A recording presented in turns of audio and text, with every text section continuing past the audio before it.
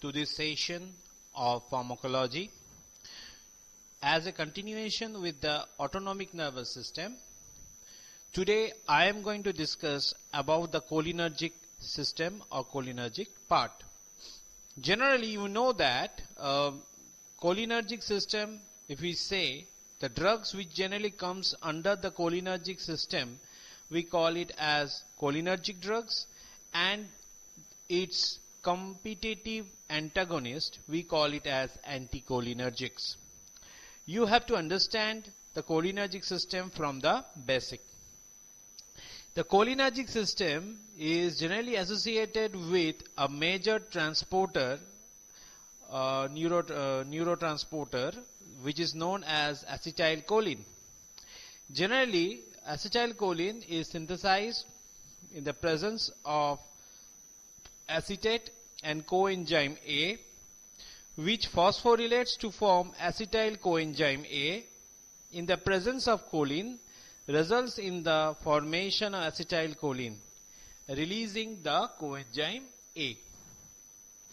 This acetylcholine generally binds postsynaptically into two different types of receptors.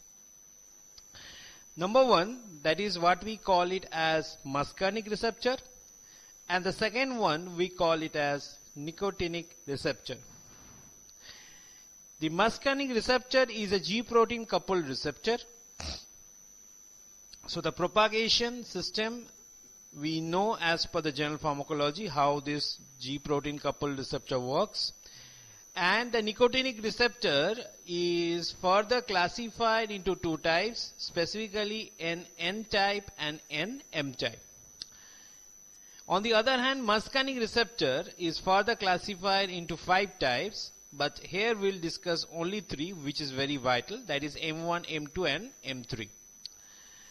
Specifically going for NN and NM, you should remember NN, the subscript N, symbolizes neurons. So this type of nicotinic receptors are present in your nerve endings, specifically sympathetic and parasympathetic ganglia, and is associated with the transmission of ganglia. So it's very easy, NN, that is neuron. On the other hand, NM, the M suggests muscles. Here, skeletal muscles. So it is associated with the skeletal muscle contraction. These are your nicotinic receptors. Acetylcholine binds to them. On the other hand, you have three types of receptor classes of receptors of acetylcholine: M1, M2 and M3. As I told you, M4 and M5 we are not going to discuss in details. So how to remember this M1, M2, M3's location? Firstly, M1 is associated with GIT, M2 is associated with the heart, and M3 is associated with the smooth muscles and glandular secretions. So it's very easy to remember. M1 is associated with the stomach, M2 is your heart, and M3 with the other smooth muscles and glandular secretions. So first is a trick to remember. First is your stomach. You have to think for the stomach. Then you think for your heart. And then you can think for your other works. So works associated with the muscles and the secretions. So as I told you previously, since M1 is associated with the GIT, it is mainly functions on its gastric secretion and relaxation of the lower esophageal sphincter due to vagal stimulation. So in the case of vomiting sensation or vomiting cases, it potentiates it. Moreover, it also potentiates the gastric secretion. It increases the gastric secretion. On the other hand, when you go to the M2, it results in the bradycardia. It lowers down the propagation of the what you can say the contractility process impulse in the heart, and meanwhile it brings to the bradycardia. M3, which we have two types, that is smooth muscles and the glandular secretions. So smooth muscles, specifically it results in the contraction. So as it results in the contraction, so it may cause abdominal cramps, bowel evacuation process may potentiate for that. Secondly, contraction of your bladder muscles results in the voiding of the bladder. And thirdly is the bronchoconstriction. That is the constriction of your bronchial muscles. On the other hand, if you say of the eye, so eye contains circular muscle, so it's also kind of smooth muscle.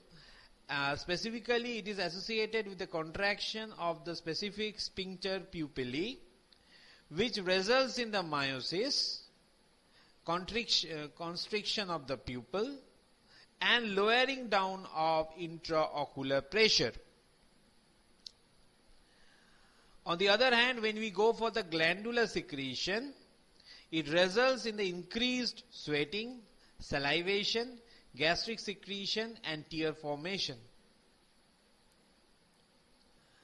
On the other hand, it also increases the secretion of endothelial derived relaxing factor, which results in the vasodilation and lowering of blood pressure.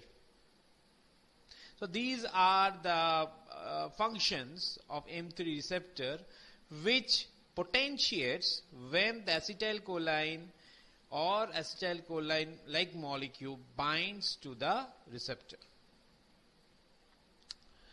So these are the general functions of cholinergic functions that is associated with our body. There are certain drugs which we call it as anticholinesterase. So this anticholinesterase, what it does is it inhibits the breaking down. So generally anticholinesterase results in the, so cholinesterase results in the breaking down of acetylcholine to choline, which further goes into the terminal end and shows the reformation of acetylcholine. So thereof anticholinesterase, if we say, which inhibits the process by binding with that receptor, are of two types. Firstly, we are having one called as one which binds reversibly, and the other one which binds irreversibly. The reversible binders comprises of carbamates and acridins. Specifically, we should remember the carbamates, which generally associated with neostigmine, physostigmine. So stigmines, they are the reversible anticholinesterase, and irreversible anticholinesterase involves organophosphates. So this is what we have to say in brief about the cholinergic, what you can say, the functioning of cholinomimetics, specifically if we say a cholinergic system, or the function of acetylcholine and its associated molecules. On the other hand, now if we go for anticholinergics, so the functions will be the reverse. These are the drugs which undergoes competitive antagonism and binds to the receptors, preventing the function of acetylcholine. So the process what is going to take place gets inhibited and the reverse effect potentiates. Specifically, they are also known as muscarinic receptor antagonist, atropinic, because we generally say atropine as a prototype drug that specifically binds with the muscarinic receptor and is considered one of the major anticholinergics. It is also known as parasympatholytic. So it is parasympathomimetic, we can say. This is parasympatholytic. If we say of its classification, major naturally occurring, we have atropine and scopolamine. Semi-synthetic, we have homoatropine, ipratropium bromide, and synthetic, we have the other drugs, which in general, we can say, helps in a different way. Certain drugs functions as mydriatics. Mydriatics, you can see that generally in the case of cholinomimetics, we can say that acetylcholine potentiates the constriction of the sphincter pupillae and resulting in the meiosis, which results in the constriction of the pupil. In case of this, the thing gets opposed. It results in the relaxation of the sphincter pupillae, causing mydriasis and dilation of the pupil. In this way, it actually increases the intraocular pressure. So it potentiates the glucomatic condition. It is also anti-secretory and antispasmodic. So atropine functions in both ways. But specifically if we go for some synthetic compounds like glycopyrrolate, which lowers the salivary and trachobronchial secretion during anesthesia, along with atropine, which prevents laryngospasm. So it potentiates the breathing capability during the anesthesia. On the other hand, pyrenzepine lowers the gastric secretion during fasting condition. It also helps as antispasmodic, and it is used for the treatment of enuresis in children,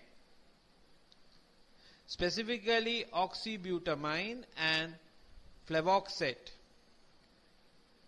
Being antispasmodic, it is also used for the treatment of COPD, chronic obstructive pulmonary disease or disorder. So the synthetic drug which is mainly preferred for this is ipratropium bromide. Hope so you understand the concept very clearly. For suggestions, you can study reference books like Katzung or Essentials of Medical Pharmacology by Tripathi, which can be very helpful to you. Thank you.